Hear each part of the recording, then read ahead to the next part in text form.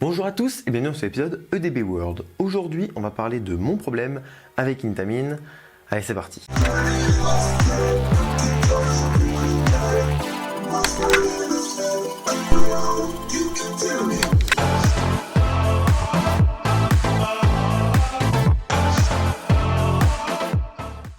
Avant de commencer, je vous invite à vous abonner à cette chaîne YouTube ainsi qu'à me suivre sur mon compte Instagram parce que ça soutient la chaîne et finalement ça fait plaisir. Une dernière chose, sachez que comme je vous ai dit dans la FAQ précédemment, je vous la mets en fiche si ça vous intéresse, je me trouve aujourd'hui avec un fond vert et non pas mon décor habituel. C'est normal, parfois j'aurai un décor normal et parfois j'aurai le fond vert là, donc soyez pas étonnés si ça se voit, surtout que c'est la première fois. J'essaie de faire au mieux, mais même au niveau du son, je sais pas comment ça va rendre, mais voilà, au fil du temps, ça avancera et ça s'améliorera, en tout cas, je l'espère. Commençons avec le sujet d'Intamine, qui est un sacré sujet, surtout pour moi, parce que, vous le savez, régulièrement, je vous rabâche le fait qu'Intamine, ce soit pas le constructeur le plus fiable et que voilà, j'ai une petite dent contre Intamine finalement et j'essaye de justifier ça. Alors je le fais souvent en commentaire mais c'est assez long et finalement assez rébarbatif, donc je me dis pourquoi pas une vidéo sur ce sujet pour vraiment vous expliquer qu'est-ce qui pose problème avec cette société, en tout cas selon moi. Sachez tout d'abord, et je ne cesse de le répéter ces derniers temps, j'adore Intamine pour leurs attractions. Je suis fan de leurs attractions. Je vais citer très rapidement EGF, donc Expédition de GeForce à Holiday Park, qui est une montagne russe que j'adore et que j'ai très hâte de refaire. Conda à Walibi Belgium, qui est franchement très bien et qui se place dans mon top 4 ou 5. Pareil au niveau Taron, Taron à Fantasyland, c'est une attraction que je trouve fabuleuse et qui dénote pas mal avec les autres parce qu'elle est assez ras du sol, il n'y a pas d'immersion et c'est vraiment ça bombarde, donc c'est assez intéressant, c'est une sorte d'Intamine qu'on connaissait pas trop avant. Donc non, pour le coup, ce genre d'attraction, c'est juste dingue. Pareil, Yukon Quad Opal, c'est une montagne russe que j'adore, alors c'est un peu plus familial, mais franchement c'est une superbe réalisation de leur part. Donc voilà, niveau sensation, pour moi c'est des génies et ils ont vraiment fait de très bonnes attractions, ils ont aussi révolutionné le domaine à leur manière, une époque, surtout il y a quelques années. Et ça pour le coup, bon, voilà, c'est vrai, c'est acquis et personne ne remettra en doute. Et encore aujourd'hui, je crois que ça fait partie des plus vieilles sociétés de construction de montagnes russes. Donc voilà, c'est à notifier. Voilà, c'est un constructeur qui franchement vaut le coup et a sa place dans les meilleurs constructeurs. Du moins pour leurs sensations et pour leur réalisation parce que leurs attractions sont dingues et très sensationnelles. Rentrons tout de suite dans le vif du sujet avec deux exemples très marquants et très parlants finalement de pourquoi Intamine pose problème. Prenons un exemple de groupe qui dirige des parcs. On a par exemple Disneyland Paris qui dirige plusieurs parcs à travers le monde, donc c'est un groupe qui dirige des parcs, tout simplement. C'est pour vous expliquer un peu ce que c'est. Et bien prenons deux groupes qui se trouvent aux États-Unis, qui se nomment Six Flags, plutôt pas mal connus surtout si vous suivez cette chaîne, et aussi Cedar Fair. Ces deux groupes sont très réputés aux États-Unis, ils ont plusieurs dizaines de parcs sous leur gestion. Et donc achètent régulièrement des montagnes russes, surtout que ce sont deux groupes qui, pour le coup, aiment bien les grosses montagnes russes. Voilà, ils ont les montagnes russes parmi les plus rapides, les plus hautes, les plus sensationnelles, les plus folles, les mieux notées, bref. Je vous le disais dans la vidéo sur Intimidator 305 disponible en fiche si vous ne l'avez pas vu, que le groupe Cedar Fair ne travaillait plus avec Intamine depuis la construction de ce coaster, donc depuis 2010. Alors, ce n'est pas la seule raison pour laquelle ils ont arrêté la collaboration avec Intamine, mais bon, voilà, on va revenir dessus juste après. Quoi qu'il en soit, Six Flags a fait de même visiblement pour la construction de leur roller coaster. Depuis 2006, après la construction d'El Toro, ils ont arrêté de travailler avec Intamine. Alors, même si j'ai fait des recherches plutôt poussées, comme je fais d'habitude, ou en tout cas j'essaye, j'avoue que j'ai du mal à croire qu'aucun coaster n'a été construit depuis 2006 par Intamine pour un parc Six Flags. Pourtant, c'est bien ce que j'ai l'impression de trouver. Donc, dites-le moi en commentaire si c'est pas le cas, mais de ce que j'ai vu, en tout cas, ils travaillent très peu avec Intamine, voire plus du tout depuis 2006. Et pareil, il y a beaucoup de raisons à cela. Pour comprendre pourquoi ces groupes-là ne veulent plus travailler avec Intamine, on va parler des problèmes qu'a Intamine. Certains problèmes, je ne vais pas tous les citer parce que malheureusement, il y en a beaucoup. Et donc, forcément, je vais en citer quelques-uns, soit les plus marquants, soit les plus intéressants, entre guillemets. Mais grossièrement, on avait un flume qui se trouvait donc dans un des parcs Cedar Fair, qui s'appelait Shoot the Rapid, qui a ouvert, je crois, de 2010 à 2016, donc pendant 6 ans. Et donc c'est un peu comme Chiapas à Fantasyland, tout simplement, c'est un flume de chez Intamine, c'est pas un roller coaster, je vous rassure, mais ce flume a eu des gros problèmes techniques, comme Chiapas tout simplement, mais un problème un peu plus grave, parce que sur l'un des lifts, un jour, il y a une bûche qui est retombée du lift et qui s'est retournée, renversée, arrivée en bas, ce qui a fait 7 blessés, dont une personne, je crois, qui a dû aller à l'hôpital, ce qui n'est évidemment pas normal et qui n'a pas fait forcément plaisir au groupe Cedar Fair. Mais si je vous en parle, c'est que c'est pas un coaster, donc c'est pas seulement un problème de coaster, c'est aussi un problème d'attraction en général et de fiabilité en général. Là, j'ai quand même pris un cas extrême, mais en plus de cet accident, il y a eu beaucoup de pannes et de problèmes techniques finalement couramment, et c'était pas normal parce que ça aurait dû tourner relativement bien. Mais ce n'est pas tout. Je vais pouvoir citer King Daka, qui est le roller coaster le plus haut du monde et l'un des plus rapides, hein, il atteint 206 km/h quand même. Et ben lui, il y a eu de gros soucis. Alors au niveau, enfin il y en a vraiment eu plein. Il y en a eu au niveau des tests au tout début, quand ils ont eu l'attraction, qu'ils ont commencé les tests, il y a eu des problèmes techniques dans tous les sens et des problèmes plutôt graves. Et même au niveau fiabilité, encore une fois, ça fonctionne mal. Et il a ouvert, je crois, en 2006, donc enfin, dans les années début 2000. Donc voilà, c'est pas normal qu'encore aujourd'hui il y ait pas mal de pannes. D'ailleurs, souvent je vois sur des forums aux États-Unis, etc., pas forcément que sur ce coaster-là, mais est-ce que les gens, quand ils se rendent dans ce parc-là, est-ce qu'ils vont avoir la chance ou non de faire telle ou telle attraction? Parce que finalement, c'est un peu la roulette russe, hein. C'est vraiment, ils arrivent, ils disent ah, est-ce qu'il sera ouvert, est-ce qu'il sera pas ouvert? Mais je vais pas épiloguer plus longtemps sur ce cas-là, déjà parce que la vidéo serait beaucoup trop longue, mais surtout parce que King Daka forcément aura un épisode dédié à l'occasion. Donc je vais revenir sur d'autres attractions qui ont eu des problèmes. On a eu Millennium Force qui a eu des problèmes, hein. Ça ressemble un petit peu à Intimidator 305 dans l'esprit. On a Maverick qui a eu un gros problème aussi. Pareil, hein, ces attractions-là auront leur vidéo dédiée, mais Maverick, juste comme ça, hein, Intamin a dû retirer une inversion. Hein. Donc, le groupe Cedar Fair a acheté un coaster avec 3 inversions et il n'y en a eu que 2 à la fin parce que finalement l'attraction était trop violente. Mais pareil, je reviendrai dessus plus tard. Il n'empêche qu'il paraît que c'est une superbe attraction quand même. Ça, voilà, encore une fois, je ne le remets pas du tout en doute. De même, Top Thrill Dragster, qui est le deuxième coaster le plus haut du monde. Hein. Voilà, c'était un petit peu la guerre, encore une fois, entre Cedar Fair et Six Flags. Chacun avait acheté sa plus grosse machine. Pareil, des problèmes dans tous les sens. Et dernièrement, il y a eu un problème beaucoup plus grave. Alors, je ne sais pas si c'est du Intamin, je le pose là. Mais voilà, je mets un petit disclaimer. C'est pas forcément Intamin qui est responsable de ça, mais en fait le coaster est arrivé et a explosé une zone de frein, ce qui fait qu'il y a des bouts de métal qui ont volé un peu partout et il y a une cliente qui s'est pris un coup de pièce en métal dans la tête et j'ai pas vraiment d'infos sur son état actuel, mais je crois qu'elle est encore à l'hôpital et c'était il y a des mois et je me demande si l'attraction est encore fermée ou quoi. Donc bon, voilà, il y a des gros soucis parce que Intamin aussi a un passif un peu vénère en termes de sécurité. Généralement, ils sont pas responsables, mais bon, c'est pas cool, hein. Donc là, je ne sais pas s'ils sont responsables, mais pareil, voilà, c'est un problème technique en plus et qui s'est ajouté à d'autres problèmes techniques toujours plus compliqués pour les parcs qui exploitent ces attractions. Donc il y a Intimidator 305 évidemment, El Toro, donc, qui est juste à côté de King Daka, qui a posé problème, qui est là un coaster en bois, hein. Donc c'est pas juste les coasters en métal, encore une fois, ça représente aussi les flumes, les coasters en bois. Je ne vous ai parlé que des coasters dont je n'ai pas pu tester leur efficacité, leur puissance, leur intensité, bref, voilà, des coasters qui se trouvent aux États-Unis pour la plupart et donc j'ai pas encore eu l'occasion de m'y rendre. Néanmoins, je vais vous parler de quelques montagnes russes Intamin que j'ai faites et qui ont posé problème. On va commencer par EGF, Expédition de GeForce, qui est fabuleuse, mais qui a connu un accident, un incident, parce que bon, il n'y a pas eu de blessés ni rien, mais plutôt tonique et plutôt impressionnant. Pareil, je reviendrai dessus plus tard dans une vidéo dédiée, mais voilà, c'est, je sais pas si, je me suis pas vraiment renseigné dessus, donc je sais pas si Intamin est responsable. En tout cas, bon, l'incident a eu lieu, ce qui est quand même, encore une fois, peu engageant envers la société Intamin, hein, parce que même s'ils ne sont pas responsables, voilà, ils doivent se prémunir de ce genre d'incident. Il y a 3 autres attractions qui, pour le coup, là, je les connais bien. On a, pour commencer, Taron. J'ai eu des échos de pilotes de Taron, de techniciens qui travaillent à Fantasyland, qui, en fait, expliquent qu'il n'y a peut-être pas un matin sans que Taron tombe en panne, entre guillemets, en tout cas, pose des problèmes au démarrage.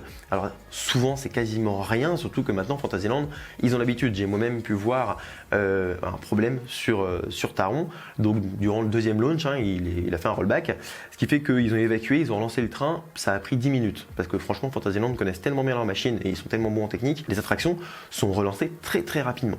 Mais il n'empêche que c'est une attraction qui pose énormément de problèmes et qui à l'exploitation, franchement c'est un calvaire pour le parc et on voit régulièrement des pannes et des arrêts, enfin bref, ça a été, et même dès l'ouverture, hein, et ça fait depuis 2016, je dis pas de conneries, qu'il est ouvert ce coaster, donc ça fait beaucoup trop longtemps, parce que même si au début il peut y avoir des pannes, ce qui est normal sur une nouvelle machine, hein, c'est pas non plus Mais là, ça fait des années et bah, c'est toujours le cas aujourd'hui. Donc ça, c'est absolument anormal. Pareil, on a Chiapas. Alors lui, c'est un peu différent. Chiapas tombe un peu moins souvent en panne. Par contre, quand il tombe en panne, souvent c'est 1, 2, 3 jours. C'est complètement anormal quand on achète ce type de machine d'avoir autant de panne, surtout des années après l'ouverture. Et que voilà, ce soit pas réparable, même si techniquement c'est des très belles machines, parce que voilà, c'est quand même une belle technologie. Taron, il y a 4 trains, 2 zones de propulsion. Enfin voilà, c'est quand même quelque chose de sympa. Chiapas, c'est un flou, mais on est quand même attaché dedans. Enfin, c'est pas rien. Néanmoins, bah voilà, ça marche pas. Et ça, c'est un gros problème. Et pour finir, je parlerai du cas de Conda. Conda, bah voilà, vous avez su au début de saison, ça a été un gros problème. Conda ne tournait pas ou tournait très mal. Il tombe en panne des fois 10 fois par heure. Alors à la fin, il savait comment faire. Il savait clairement comment faire pour évacuer rapidement ou éviter la panne.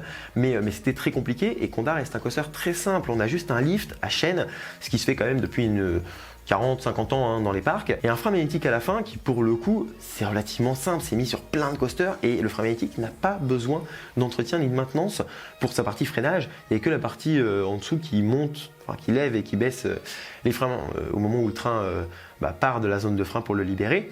Bah là oui, il y a un peu de technique, mais ça normalement ça tombe pas en panne, c'est relativement fiable et c'est simple à mettre en place, entre grandes guillemets, ça reste quand même des machines assez violentes. Ce qui fait souvent tomber en panne les coasters de Intamin, quand c'est pas des grosses pannes, c'est des trucs de capteurs, des trucs tout simples à réparer finalement, mais qui sont monnaie courante et ça devrait pas avoir lieu.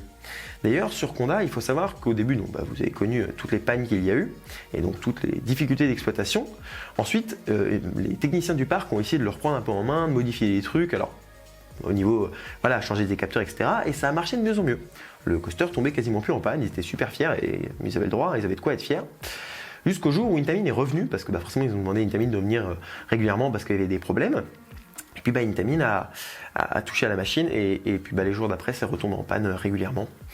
Parce que même en venant solutionner des problèmes, ils en ont rajouté. Parce que pourquoi pas. Voilà, donc petit exemple, en plus, j'ai des échos parce que c'est un parc pas très loin, qui est francophone. Donc non, c'est très compliqué. Intamin, de travailler avec eux, c'est très compliqué. Et donc forcément, sur Conda, ça s'est vu et il y a des problèmes, des malfaçons, des choses comme ça qui sont pas normales. Alors pas de problème de sécurité sur Conda, mais juste des problèmes d'exploitation, ce qui pose quand même un souci parce que par exemple cet hiver, cet automne, durant la saison d'Halloween, Conda tournait en mode dégradé, c'est-à-dire que normalement, je crois qu'ils peuvent envoyer une 50aine de trains, je vais dire un truc un peu au pif, mais selon mes souvenirs, une 50aine de trains par heure. Voilà, ce qui permet d'avoir un bon rendement, un rendement de 1000-1100 personnes par heure, d'avoir le rendement correct pour cette attraction-là, même si c'est pas correct pour un parc comme Walibi Belgium. Bref, il faut savoir que il y a des problèmes au niveau de la zone de frein quand le train arrive, des fois il est mal détecté ou il y a des petits soucis, ce qui fait que le coaster s'arrête et coupe tout, entre guillemets, et donc va arrêter par sécurité le deuxième train qui lui est en général dans le lift. Sauf que s'il s'arrête dans le lift, l'évacuation est chiante si on n'arrive pas à le redémarrer. C'est pourquoi, pour éviter qu'il tombe en panne, et aussi pour faciliter l'évacuation, on empêche le train de partir, et surtout on attend que l'autre soit arrivé derrière le train en gare, c'est-à-dire que normalement, quand le train arrive au niveau de la zone de frein, l'autre peut partir dans le lift, et donc ça permet de gagner en rendement, et donc quasiment pas d'arrêt du moment où on part de la gare jusqu'au moment où on retourne dans la gare, même avec deux trains, sauf que là on peut pas, on doit attendre que le deuxième train arrive derrière celui qui est déjà stationné en gare, et là on peut faire partir celui qui est stationné en gare, ce qui pose de gros problèmes d'exploitation, où on peut descendre au niveau de 32-34 trains par heure, c'est des trains d'une vingtaine de places, donc je vous laisse faire le calcul, mais c'est énorme et ça fait perdre énormément en rendement, et donc ça c'est absolument anormal, et forcément les temps d'attente s'allongent, mais au moins ils ne tombent pas en panne ou quasiment plus en panne grâce à ça quand ils posent des petites difficultés. Donc le parc a su réagir, mais il tourne avec un coaster en mode dégradé, ce qui n'est pas normal quand on le paye plusieurs dizaines de millions, enfin plusieurs millions d'euros, c'est juste anormal. Alors j'en entends déjà certains qui diront oui, Intamin, ils innovent, c'est normal que ça tombe en panne, machin.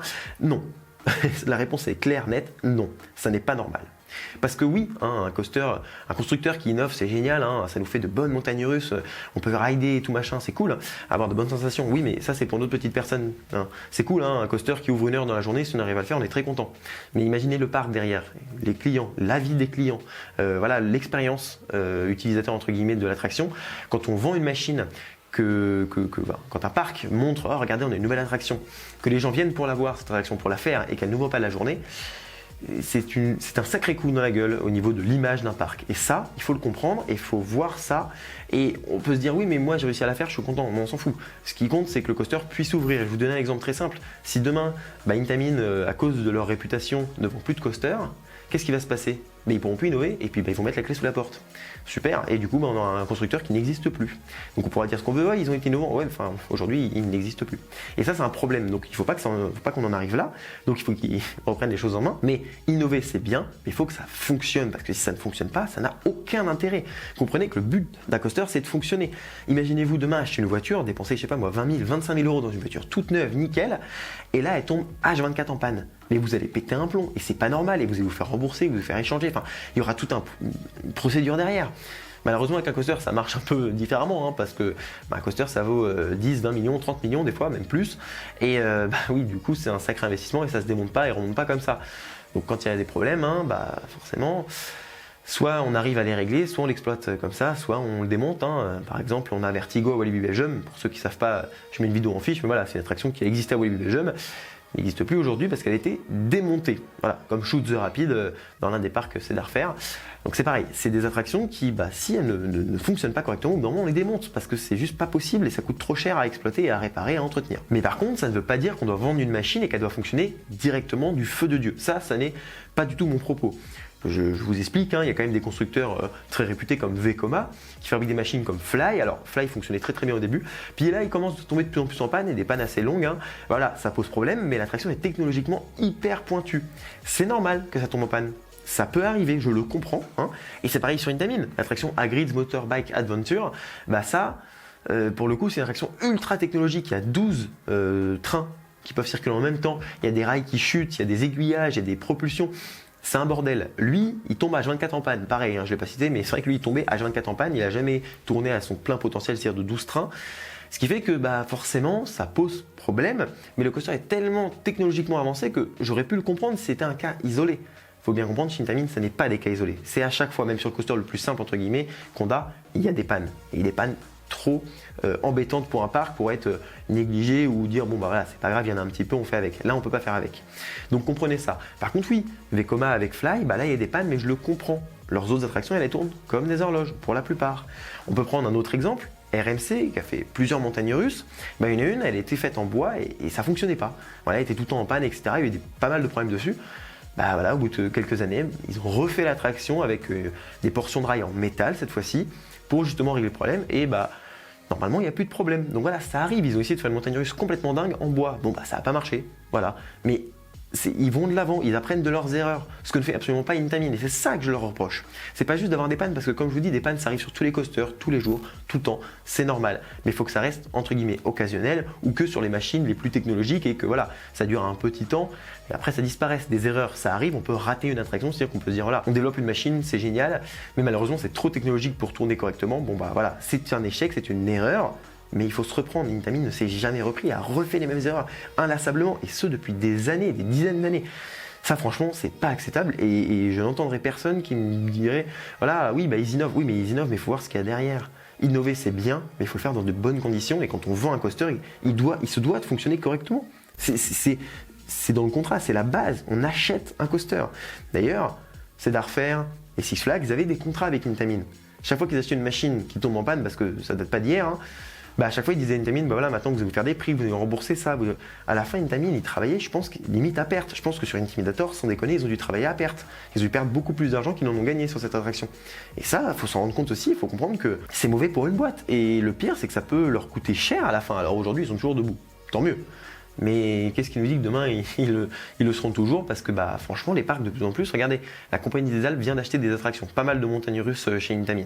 On a Toutatis, on a le coaster à Walibi Rhône-Alpes en 2024 si je dis pas de conneries, on a Conda évidemment, bref, toutes ces machines là, si demain la CDA dit c'est bon on arrête, Intamin ça marche pas, on arrête.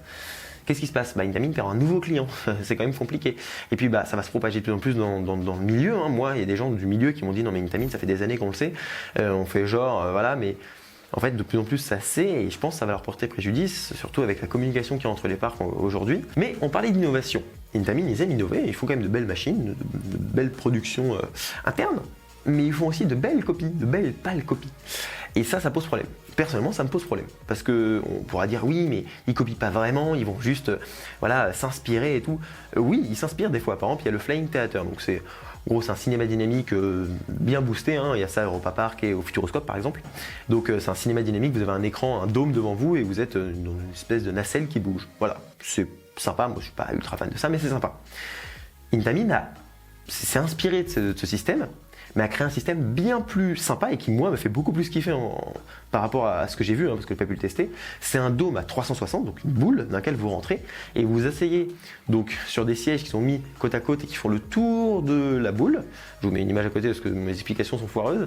Et tout ça, ça bouge et il y a donc tous les écrans autour qui évoluent, enfin qui montrent des images, etc. D'un univers, tout ça, bref. Là, je trouve que l'idée est géniale et c'est une inspiration parce que clairement, ça n'a plus rien à voir avec le Flying Theater, si ce n'est l'idée d'être assis dans un siège qui bouge et avec un écran. Mais là, au lieu de mettre un truc à 180 degrés, ils mettent à 360. Au lieu de mettre des projecteurs, ils mettent des écrans avec directement, donc voilà, comme des LED, comme chez vous, tout simplement. Et puis, bah, forcément, il y a des petits trucs en plus. Enfin bref, c'est une innovation réelle, une vraie avancée. Donc ça, je le reconnais et je trouve ça génial. Et donc, forcément, c'est une inspiration et c'est une bonne inspiration. Mais on va parler de ce qui, à mon sens, est une mauvaise inspiration. La première, c'est le single rail. Ils ont vu ce qu'a fait RMC avec le Raptor Track et ils se sont dit, bah nous on va faire pareil en fait. Voilà, avec eux leur modèle qui s'appelle le Hot Racer. Voilà. C'est Intamin. Ils ont copié. On pourrait dire ce qu'on veut. Alors oui, maintenant eux c'est propulsé par des pneus, c'est pas une chute comme ça et tout. Mais il n'empêche, le principe de monorail comme ça, c'est donc RMC qui l'a développé pour ce type de machine. Et Intamin derrière, bah, ils l'ont vraiment copié directement. Il n'y a pas eu quelques années, voilà, ils ont laissé 10, 20 ans et puis ils se sont inspirés après. Ouais. Non, vraiment, ils ont copié le principe purement et simplement en différenciant quelques petites choses, mais pour moi, c'est pas une évolution, c'est juste une copie. Ils se disent, oh, bah ça marche, on fait la même chose. Point. Et à la fois, je suis content parce que je vais pouvoir tester ce genre de machine, mais à la fois, je trouve ça détestable parce qu'ils ont la capacité de faire bien mieux et de se dépasser et d'aller chercher une autre machine qui n'est pas encore construite. Imaginez un nouveau type de rail, je sais pas, mais voilà, ça, moi, ça me pose problème. Après, je sais qu'il y en a certains qui sont très spécialistes dans leur domaine, qui vont me dire en commentaire que non, ce n'est pas RMC qui a inventé le single rail, parce que je crois que Mack Rides, au tout début, le faisait sur des machines il y a peut-être 50 ans. Oui, enfin, ce projet-là a quand même été abandonné il y a très très longtemps. Ça a existé, mais il y a tellement longtemps, la technologie n'est pas du tout pareille. Donc, même si RMC s'est inspiré, peut-être, je ne pense pas, mais peut-être, bah, ils l'ont quand même clairement fait évoluer la technologie. Donc là, il y a un réel avantage. Et on pourrait dire ce n'est qu'un rail. Oui, mais là, on parle d'une expérience. Le single rail, ça a l'air d'être une expérience assez particulière. Et donc, du coup, Intamin se l'approprie. Je sais pas les gars, restez dans vos délires à vous et faites un truc que d'autres ne connaissent pas. On voit SNS qui crée, donc c'est un autre constructeur qui crée des machines, je sais pas ce que ça vaut, mais avec des nacelles chelous et tout. Bah en vrai ils innovent eux de leur côté, ça marche tant mieux, ça marche pas tant pis. Mais au moins ça vient de chez eux quoi. Et ça voilà, ça me pose problème. Mais alors je vais pas vous faire tout le topo de toutes les copies d'Intamin, mais je vais en citer quand même quelques-unes qui m'ont fait beaucoup rire, qui sont très marquantes pour le coup. On a le Super Splash, donc Intamin présente, regardez on a un Super Splash. Puis on voit la machine, on fait ok, d'accord. C'est en fait le Power Splash de chez Mack. Alors vous voyez le nom en plus, il n'y a rien qui va. Hein. On n'est pas du tout dans le même délire, hein. On a carrément le même nom quasiment. Et puis l'attraction est identique.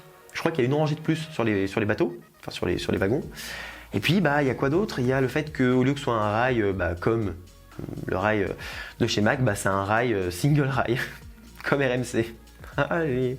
Voilà, Intamin, non, là c'est pas possible. Là vous avez copié purement et simplement. Et ce qui du coup me pose encore plus de problème parce que même si on dit voilà le single rail de chez RMC, ils l'ont copié sur leur Hot Racer, oui c'est pas si grave, c'est vrai que c'est pas si grave, mais si c'était le seul truc, non il y en a d'autres et des copies beaucoup plus violentes. Par exemple on a un autre truc aussi, c'est le parcours d'une attraction qui s'appelle Dragunken, je vous le marque ici, c'est plus simple, une attraction voilà, qui se nomme comme ça et qui est donc identique au modèle de série de chez Vekoma qui est par exemple celui d'Orochi, hein, c'est un Suspended Coaster, Suspended Family Coaster. C'est le même modèle que Orochi, le même parcours quasiment, en tout cas même première partie, identique, mais fait par Intamin. Alors, j'ose espérer que c'est une demande du parc. J'ose espérer que c'est le parc qui a dit Intamin, je veux ce modèle-là. Peut-être. Mais j'ai du mal à y croire et je me dis, ça se trouve, ils ont copié. Pareil, en ce moment, ils s'amusent à montrer leur nouveau modèle. Oh, regardez, ils ont créé une espèce d'attraction qui ressemble un petit peu à ce que fait donc Premier Rides avec leur Skyrocket. Alors, on est quand même assez loin parce que voilà, ça reste juste le même un peu pattern. Mais bon, dans les faits, on est quand même assez loin. Mais voilà, c'est une inspiration, sauf que ça vient s'ajouter aux autres copiages. Ce qui fait que bah, c'est pas non plus c'est pas top, même si là j'avoue qu'ils ont une technologie qui est cool, c'est qu'arrivé en haut de cette attraction chelou à côté, il y a un boost, ce qui fait que le coaster est propulsé à l'envers. Là pour le coup ça a l'air d'être génial, donc ils ont ajouté un truc, donc je peux le comprendre, l'accepter par rapport à ce que j'ai dit plus tôt que je n'acceptais pas. Ça j'avoue que je peux un peu plus l'accepter. Autre chose, le copiage chez Intamin ne date pas d'hier. Vous voyez l'image à côté. Pour ceux qui ont un peu l'habitude de voir des coasters Intamin ancienne génération, ça ressemble un peu à une Intamin, on va pas se mentir. On est quand même proche. C'est du Intamin. Eh ben non. Non. C'est du Anton Schwarzkopf. Et l'attraction a 40 balais. Et spoiler alerte, c'est pas Intamin qui a inventé le type de rail qu'ils utilisent avant Anton Schwarzkopf. Non, c'est dans l'autre sens. Et en fait, moi là-bas, je vois ça, je dis oui, en même temps, les structures de rail, il y en a beaucoup qui sont similaires. On prend ceux de Mack et ceux d'Intamin, ils sont quasiment identiques. Oui, mais il y a un petit hic, c'est que avant qu'Intamin ait ce design de rail, en fait, ils avaient travaillé avec Anton Schwarzkopf et visiblement ils s'y sont inspirés à ce moment-là. Ce qui fait que là, il y a copiage direct. Enfin, c'est pas juste voilà, le type de rail leur plaît. Ils se disent voilà, non, visiblement, il y a vraiment un copiage industriel qui est pas top. C'est pas bien de faire ça. Alors après, ça date d'il y a très longtemps, qu'il y a très peu d'infos là-dessus, donc on va quand même rester un peu en recul. Je vais pas crier au copiage pur et dur, même si j'aimerais le faire. Mais voilà, quoi qu'il en soit, on reste un petit peu en retrait. On se dit voilà, ils ont copié sûrement à ce moment-là le type de rail. En tout cas, leur type de rail ne leur appartient pas, c'est pas eux qui l'ont inventé. Mais on va quand même se rassurer. Ça date d'il y a tellement longtemps qu'il n'y a pas vraiment d'infos là-dessus. Donc je peux pas avoir de source sûre pour vous dire ah bah là ils ont copié. Voilà. On s'en doute, mais j'ai pas vraiment de preuves là-dessus. Quoi qu'il en soit, voilà, il y a d'autres constructeurs qui ont le même type de rail. Aujourd'hui, on voit même Vekoma et Intamin, les nouvelles générations. Ils se ressemblent pas mal. Enfin bon, il y a quand même des similitudes dans beaucoup de constructeurs et ça c'est normal parce que finalement faire un type de rail, il n'y a pas 36 façons différentes. On peut changer le design, mais finalement ça reste quasiment toujours la même chose. Même si la structure en dessous de maintien et change, ça reste toujours la même chose, sauf quand on a un single rail. Là, on a quand même une structure totalement différente ou un wooden coaster. C'est pareil. Donc bon, voilà, c'est un copiage en plus qui ne me plaît pas. Et qui finalement rajoute encore sur la gueule d'Intamin, et ça date pas d'hier en plus. Pareil, je préfère préciser, parce qu'il y en a qui vont me dire ah mais Mack, ils ont copié Intamin, ils ont fait Alpina Blitz, c'est une copie de Piraten. Oui, c'est une copie quasiment exacte de Piraten, mais c'est parce que le parc Nigloland a demandé à Mack de copier le coaster d'Intamin. Et pourquoi ils ont fait ça? Pourquoi ils n'ont pas demandé directement à Intamin? Pas pour la fiabilité dont je vous parle depuis le début, parce qu'ils ont appelé Intamin, ils ont dit bonjour, est-ce que vous auriez la possibilité de nous faire des sièges qui ne ressemblent pas à des sièges de camping? Bon, personnellement, moi j'aime beaucoup ces sièges-là, ceux qu'on peut voir sur EGF, etc. Mais bon, ils ont demandé est-ce que vous avez possibilité de changer vos sièges, les rendre plus confortables? Intamin a dit non. Point. C'est tout. Et du coup, Nigloland, ils ont fait ok, du coup, pour la vente du coaster, on vous dit non aussi, puis on va chez Mack, on leur demande de faire la même machine. Point, ça s'arrête là. Puis après, on s'est rendu compte qu'Intamin avait compris qu'ils avaient fait une connerie, et on voit par exemple les trains de Taron, ils sont quand même beaucoup plus confortables que les anciens trains Intamin. Mais voilà, il y a ça aussi, il y a ce petit truc là, c'est une petite anecdote que je vous mets là, mais qui est aussi le petit truc un peu chiant d'Intamin, qui n'a pas voulu faire l'effort. Ce ne sont pas les seuls constructeurs là-dessus, mais voilà, il y a aussi ça, donc forcément ils se sont fait copier leur coaster. Maintenant je vais parler un peu positivement d'Intamin quand même, voilà. Donc, vous avez vu, il y a l'espèce de flying theater chelou que j'ai beaucoup aimé, qu'ils ont présenté il n'y a pas très très longtemps. Les water coasters, c'est-à-dire les coasters qui ont un rail et qui finissent dans l'eau, ça, je sais que chez Intamin, ils sont très bons et pour le coup, j'adore. Je parle pas de fiabilité parce que je ne sais même pas s'ils fonctionnent très très bien. Pour en avoir fait un, donc c'était d'Ivertical à Mirabilandia. Déjà, le système pour monter à 50 mètres en ascenseur, j'ai trouvé ça génial. Voilà, j'ai adoré. Mais surtout, alors pareil, je sais pas s'il est fiable, mais en tout cas, il a fonctionné toute la journée. Mais au niveau vibration, il n'y en a aucune. Mais c'est royal, c'est génial. Et moi qui pensais que c'était la forme des rails de chez Mack Rides, donc les water coasters comme ça, qui posaient problème, non, parce qu'Intamin utilise à peu près la même forme de rail, et clairement ça marche du feu de Dieu, ça ne vibre pas. Donc là pour le coup, chapeau bas Intamin, et là moi vous m'avez régalé, et je sais que voilà, les water coasters Intamin, pour moi ce sont les meilleurs, parce que pas forcément les plus sensationnels ni rien, mais putain ils sont super fluides. Et ça fait plaisir. Voilà, un petit pas vers Intamin. Et de même, ils ont une attraction que j'adore, Yukon Quad Opal, qui est un espèce de family thrill, familial, mais à sensation forte quand même, qui est très très bien, une superbe machine. Il manque juste des petits airtime, mais franchement, c'est un détail parce que l'attraction elle-même est géniale. Et donc ça, c'est une création d'Intamin que j'adore, avec un système très bien pensé de propulsion avec des roues, puis un système d'économie d'énergie, tout ça. Bref, je vous mets un reportage Coasters World en fiche si ça vous intéresse pour en savoir un peu plus sur le PAL, mais sur cette attraction-là. Mais franchement, c'est une superbe attraction que j'adore et que forcément, Intamin, bravo pour ça, parce que c'est une superbe machine, voilà. Donc il n'y a rien à dire. Et puis pareil, alors des machines que j'ai pas encore faites, il y en a 2 en France en plus, n'importe quoi pour moi, ne pas m'y être rendu plus tôt, mais à Vulcania et aussi donc au Futuroscope, il y a des machines familiales, pareil, qui sont propulsées, mais qui là ont des rails qui chutent. Voilà, un rail qui chute, tout simplement. Et ben ça, je trouve ça génial comme technologie. Il paraît que c'est un bordel en termes de fiabilité, oh là là, forcément. Hein. Mais bon, la technologie est cool et je trouve ça génial. Et pour avoir fait un coaster qui n'a pas cette technologie-là, mais c'était donc Movie Park Studio Tour, Movie Park Studio en Allemagne, ça c'était génial. Et l'attraction, quand je sors de l'attraction, je le dis, je dis mais putain, autant Intamin il me saoule pour la fiabilité, autant quand ça marche.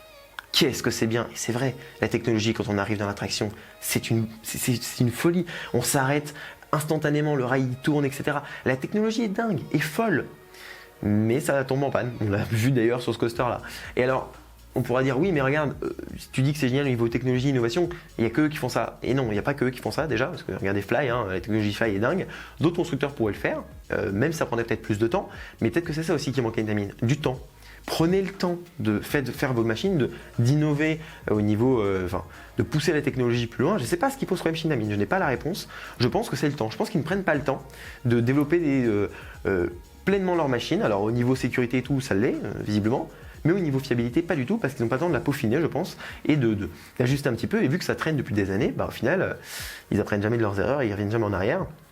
Aussi parce qu'ils vendent beaucoup de machines, mais c'est à eux aussi de dire non, là on va peut-être restreindre un petit peu, vendre un peu moins de machines, plus se concentrer, essayer de réinventer leur propre société pour la rendre plus fiable. Et ça, voilà, moi c'est mon point de vue. Et encore une fois, j'adore les coasters Intamin pour leurs sensations et j'ai hâte d'en faire plein que j'ai pas encore eu l'occasion de faire. Mais voilà, il y a ce gros mais, vous savez pourquoi maintenant j'ai un problème avec Intamin et j'espère que vous comprendrez et que dans les commentaires on ne dira pas oui mais ils sont innovants. Oui, non mais ils sont innovants, je le sais, j'ai compris. Mais leur coaster ne tourne pas, c'est un fait, c'est comme ça. Là, je vous apporte les preuves, vous le savez, en plus, je ne suis pas le seul à le dire. Il y a plein d'articles qui en parlent, des pannes chez Intamin, plein de retours d'expérience qui le disent. Donc forcément, et en plus pas depuis hier, hein, ça fait des années qu'on le sait. Donc franchement, voilà, comprenez ça et encore comprenez que je n'ai pas de dents contre Intamin pour leurs sensations, mais bien pour la fiabilité. Et c'est déjà pas mal, je pense. Et donc, et pour la copier un petit peu aussi. Bref, ceci étant dit, je vous remercie d'avoir suivi cette vidéo jusqu'au bout. Je vous dis à bientôt pour une prochaine vidéo, soit en EDB World, soit une vidéo dans un parc. D'ici là, soyez enthousiastes. Salut!